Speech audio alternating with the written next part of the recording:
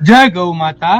આજે તારીખ 5/8/2025 ના રોજ રાહુલભાઈ ગર્ગના સહયોગથી કરુણા સેવક ગૌસેવા ચેરિટેબલ ટ્રસ્ટના ગૌસેવકોએ 50 ડઝન કેળા, 20 કિલો મગફળી, 10 કિલો ખારેક, 5 કિલો જમરૂખ અને 5 કિલો પેરું આ બધા ફળફળાદી સુરત સોનગઢ પાસે આવેલા ગૌમુખ વિસ્તારના જંગલમાં વસતા કપિરાજોને અર્પણ કર્યા।